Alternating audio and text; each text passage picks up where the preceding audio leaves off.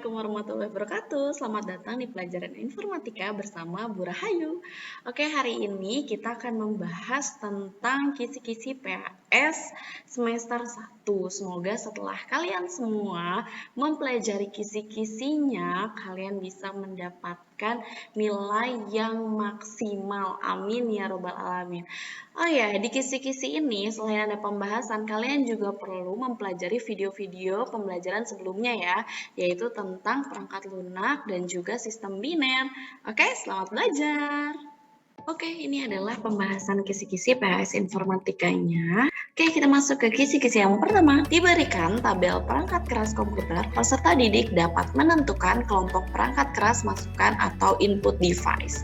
Perlu kalian ketahui bahwa input device itu intinya adalah perangkat yang digunakan untuk memasukkan data yang ada di dunia nyata ke dalam komputer, ke dalam memori komputer.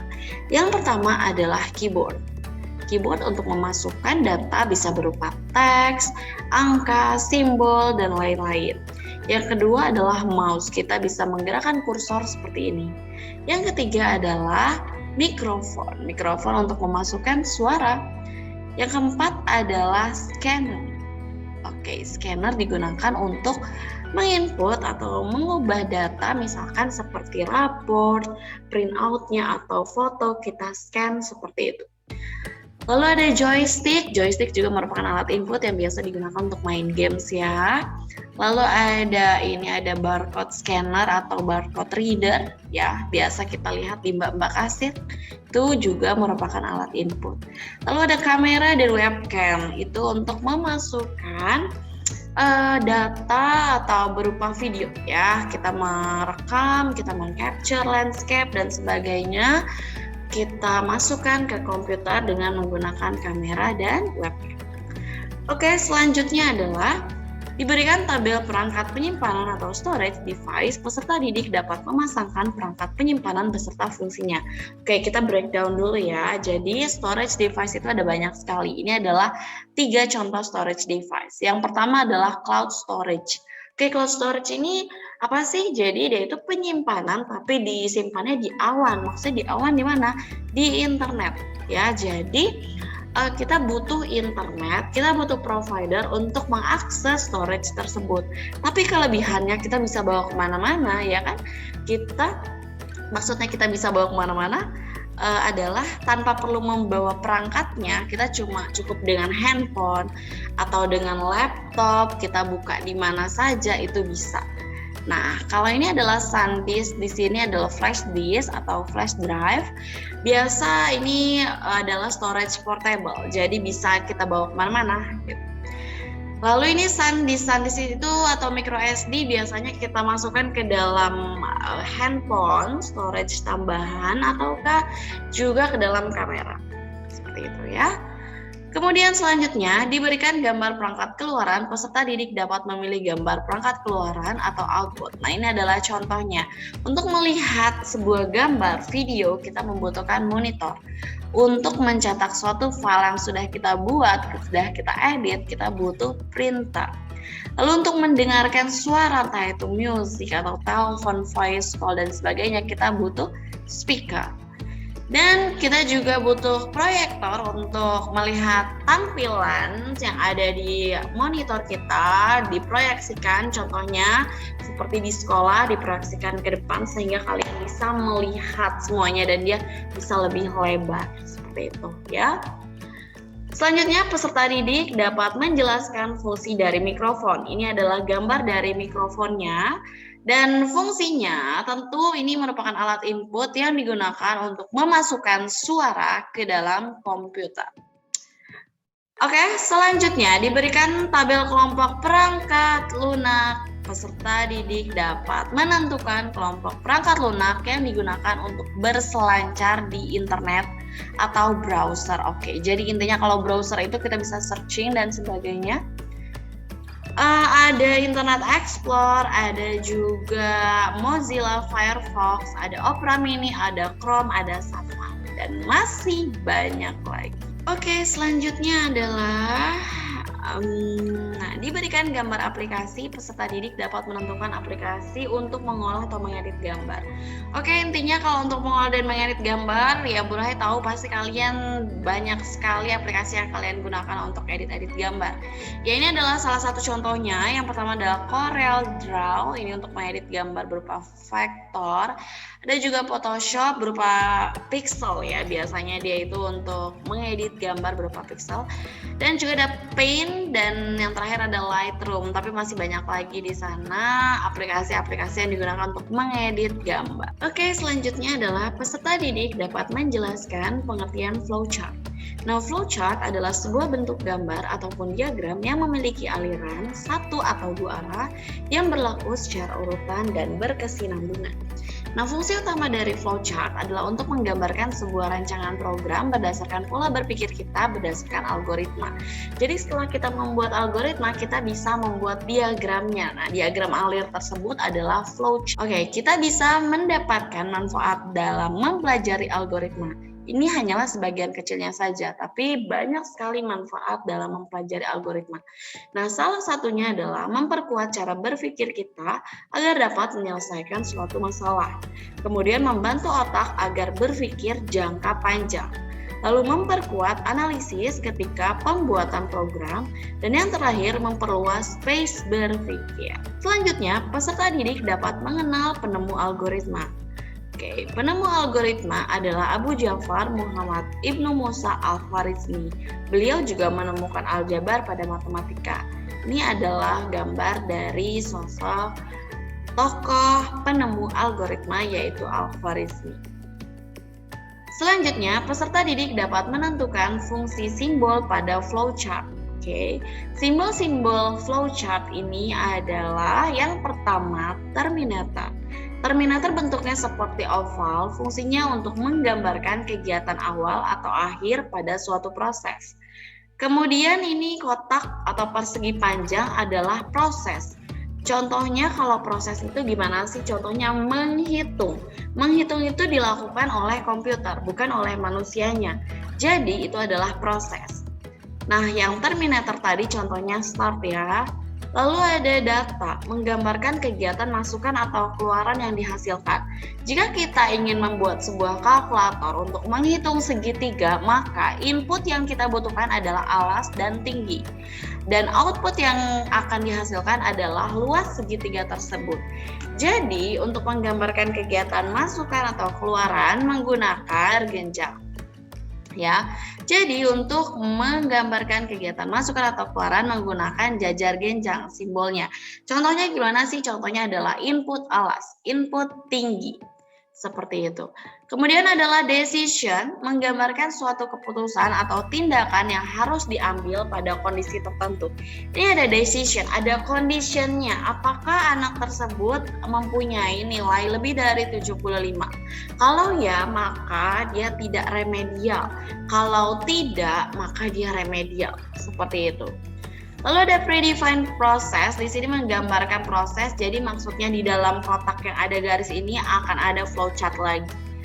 Dan ada line connector untuk menghubungkan setiap simbol dalam flowchart, dihubungkan oleh line connector.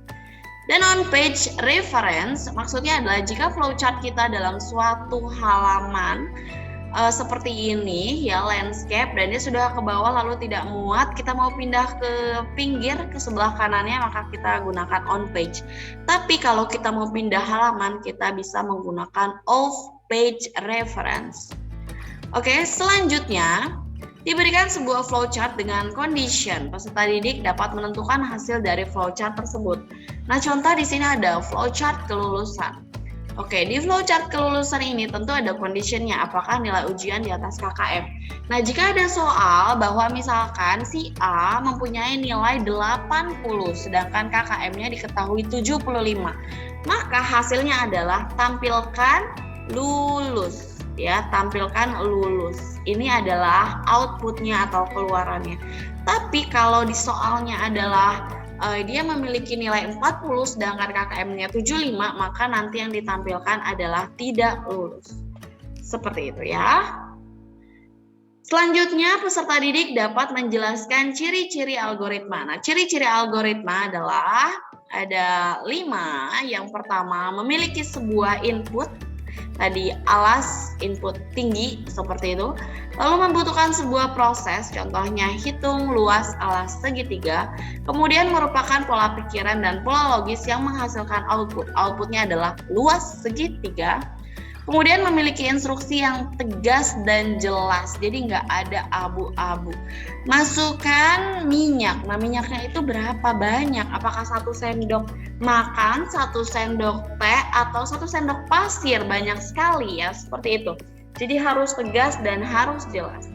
Dan yang terakhir adalah memiliki stopping rule, titik berhenti, stop, sampai mana. Kalau misalkan kita membuat sesuatu, algoritmanya maka serving, disajikan, seperti itu ya, stopping rule. Oke, selanjutnya diberikan serangkaian algoritma, peserta didik dapat menentukan algoritma yang menggambarkan input. Jika dalam algoritma ini membuat telur mata sapi ada 7 algoritma, maka yang disebut dengan input adalah ketika kita menambahkan sesuatu ke dalam prosesnya. Yang pertama adalah masukkan 1 sendok minyak. Nah, ini masukkan itu berarti input. Kita masukkan 1 sendok minyak, kita masukkan telur, kita masukkan garam, itu adalah inputnya. Oke, selanjutnya peserta didik dapat menjelaskan pengertian dari algoritma. Nah, algoritma adalah langkah-langkah secara sistematis, logis, dan dapat diuji. Dia merupakan sebuah konsep dan setiap orang berbeda-beda. Maksudnya adalah step by step-nya itu mungkin antara satu orang dengan orang lainnya itu berbeda. Jadi intinya algoritma itu adalah langkah-langkah yang sistematis dan logis untuk menyelesaikan suatu permasalahan. Kalian juga bisa menonton video tentang pembahasan algoritma dan pemrograman visual di link YouTube ini. Silahkan. Oke, selanjutnya kisi-kisi tentang analisis data. Peserta didik dapat menjelaskan pengertian dari sel pada Excel. Oke, kita buka Excel-nya ya. Nah, pengertian dari sel pada Excel, ini adalah sel. Ini adalah sel F3, ini adalah sel A1, kalian bisa lihat juga di sini alamat selnya. Ini adalah sel C3, artinya sel itu adalah pertemuan antara kolom dan baris. C3 berarti ada di kolom C, baris ke-3. Seperti itu ya.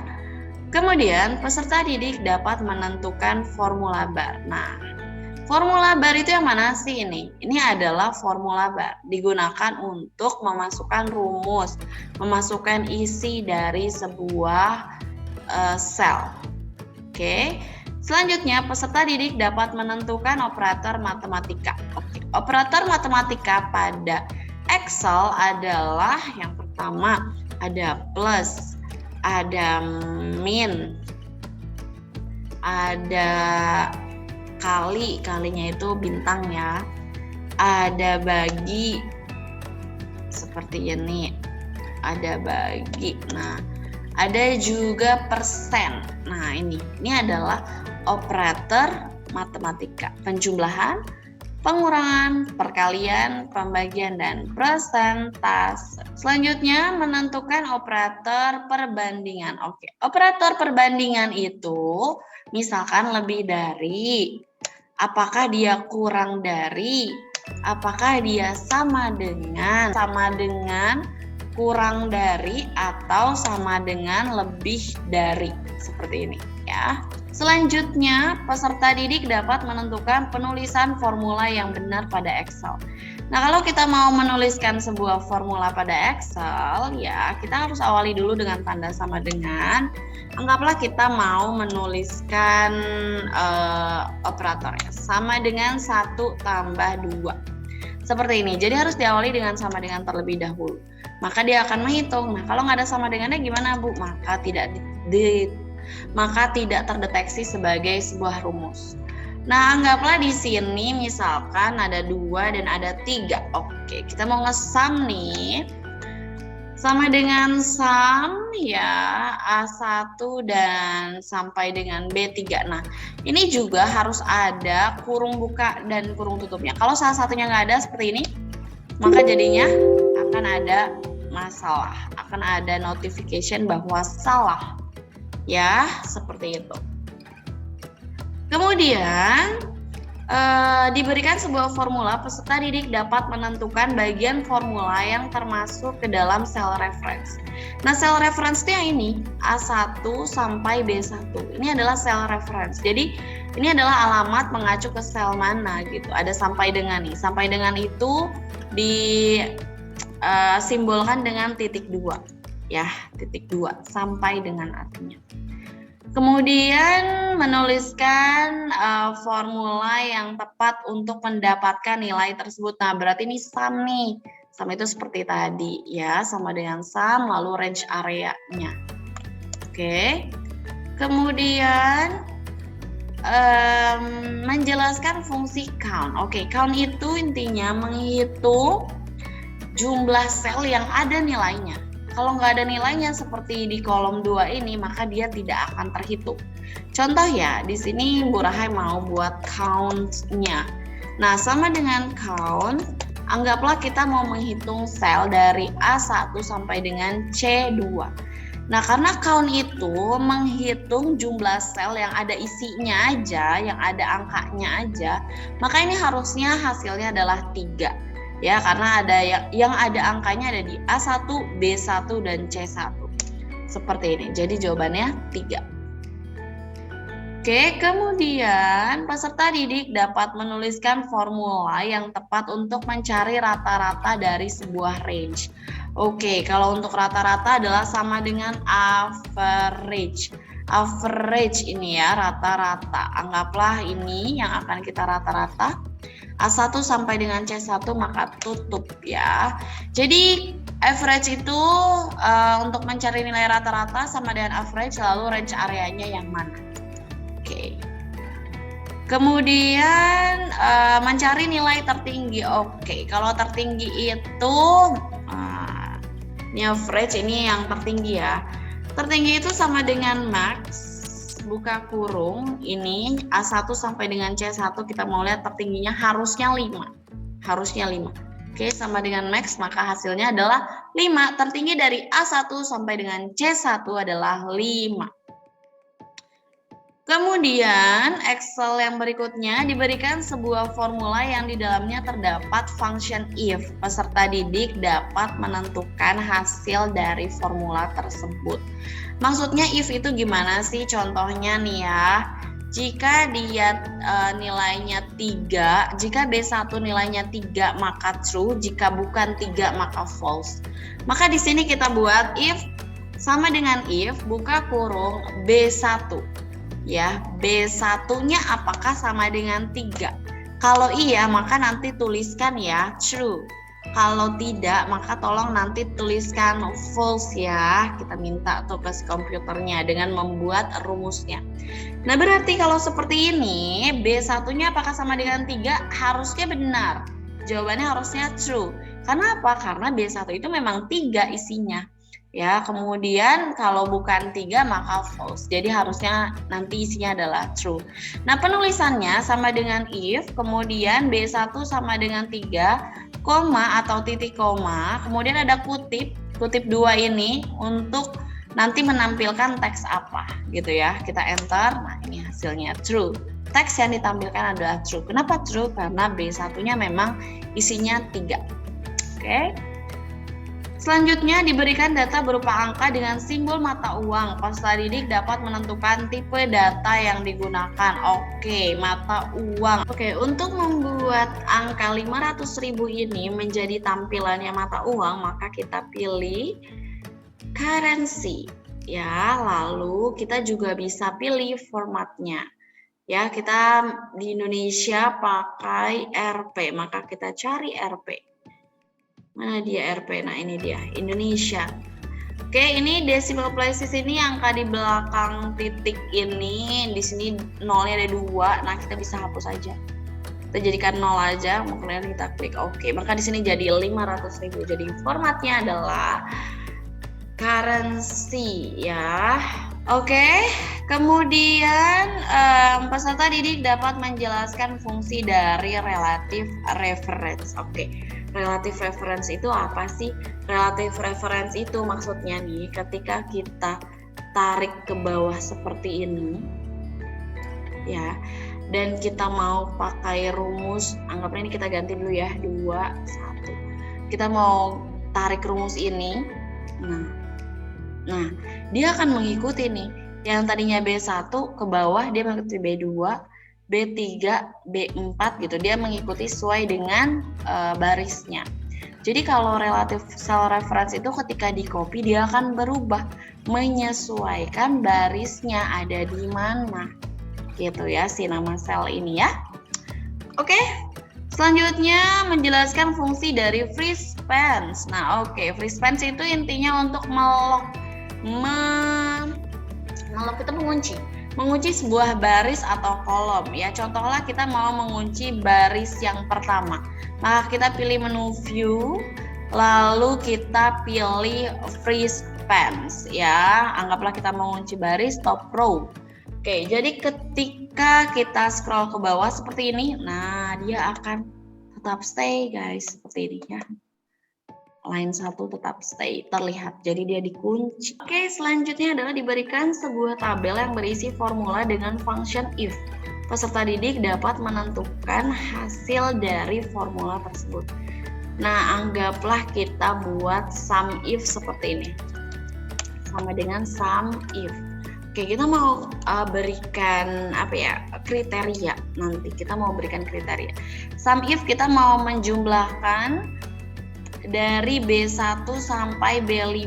Kemudian kriteria kita itu adalah sama dengan 3. Nah, jadi yang dijumlahkan itu yang isinya 3 aja. Berarti kan ini ada 3 nih. 1, 2, 3. Berarti harusnya 9. Enter. Nah, 9. Ya, jadi dia hanya menjumlahkan yang sama dengan 3 aja. Sum if ada conditionnya, menjumlahkan dengan condition. Oke, selanjutnya adalah diberikan formula yang di dalamnya terdapat function now. Oke, function now kita coba ya. Sama dengan now. Nah, seperti ini. Maka apa yang terjadi? Nah, dia akan mengambil nilai berupa tanggal atau waktu saat ini. Saat terakhir di-update Excel-nya. Ketika kita mengetik, kemudian nanti update, misalkan jam 11 lewat 9 nanti atau kapan gitu ya, kita update, maka dia akan berubah. Jadi ini waktu terkini atau real time. Oke, itu dia kisi-kisi tentang Excel. Kita lanjut ke kisi-kisi berikutnya. Nah, ini pembahasannya semua tentang Tinker ya. Jadi semoga kalian semua sudah mencoba praktik di Tinker. Kalau sudah pasti kalian paham ya. Oke, selanjutnya kisi-kisi Tinker yang pertama diberikan gambar kasus pada Tinker. Peserta didik dapat menentukan kode untuk menggerakkan aktor menuju portal. Oke, kalau kalian ingat ini adalah Skyla. Dia mau menuju portal. Nah, untuk menuju portal kita harus menghitung berapa step yang harus Skyla lewati. Ya, di sini 1, 2, 3, 4. Jadi yang ada light-nya ini ya, ada 4 step harusnya ya. Nah, maka kita bisa ketik forward sebanyak 4 kali. Forward sebanyak 4 kali seperti ini. Ya, maka baru deh kita play, kita tes ya. 4. Nah, seperti itu. Tepat 4 kali dan dia berhasil menuju ke portal. Oke, selanjutnya diberikan gambar kasus pada Tinker. Peserta didik dapat menggerakkan aktor menuju portal dengan menggunakan function for. Nah, ini adalah contoh penggunaan for. Si Skyla mau ke portal, dia harus lompat 1, 2, 3, 4, 5. Oke, nah di sini sudah ada format dalam penulisan for ya, bisa kalian lihat di sini juga langkah-langkahnya. Inisialisasi berarti diawali dengan i sama dengan 0, kemudian end conditionnya di mana, lalu incrementnya apa. Nah, contohnya ini i sama dengan 0, kemudian i kurang dari 10 i plus plus. Nah, karena di sini berarti kita buat seperti ini ya, i sama dengan 0, kemudian i-nya kurang dari berapa? Kita hitung 1, 2, 3, 4, 5, 6 ya, kurang dari 6. kemudian I++. Oke. Lalu di sini yang kita tulis adalah forward. Seperti ini. Jadi dia melangkah sebanyak 7 kali. Kita tes ya.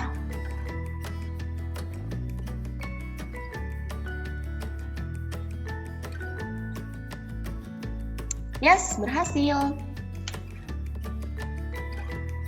Nah, kalau kalian lihat, kenapa sih 7 kali? Padahal Bu Rahai di sini tulisnya 6 loh. Nah, kalian perhatikan tadi ini inisialisasinya diawali dari 0. Jadi 0, 1, 2, 3, 4, 5, 6. Jadi dia 7 kali dia forward. Seperti itu. Oke, kemudian diberikan sebuah kode dengan function for. Function for itu yang tadi, peserta didik dapat menjelaskan arti kode tersebut.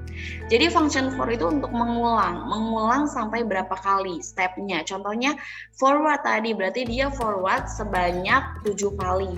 Kemudian itu dilakukan untuk pengulangan, seperti itu ya. Lalu I-nya itu apa sih? I-nya itu variabel. Yes. Kemudian peserta didik dapat menentukan kode yang berarti belok kiri. Oke, ini adalah tampilan dari Tinkernya. Kalau dia mau belok kiri di sini, berarti kan dia forward dulu sekali, baru dia belok kiri, baru dia forward lagi. Ya, kita tes ya.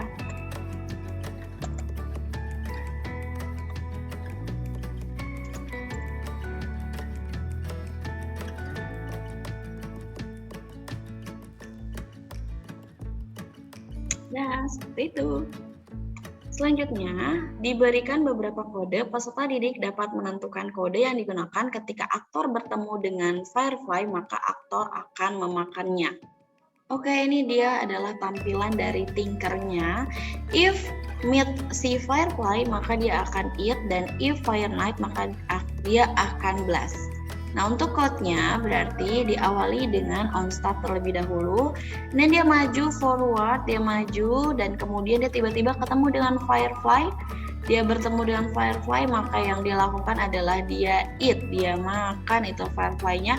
Kemudian dia fly up, dia ke atas terbang, dan dia ketemu Fire Knight. Dia ketemu Fire Knight dan dia harus blast, seperti ini.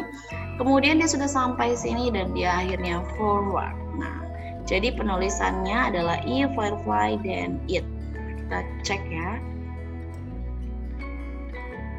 Dia forward. Kemudian if Firefly dan it, maka dia makan. Kemudian dia fly up.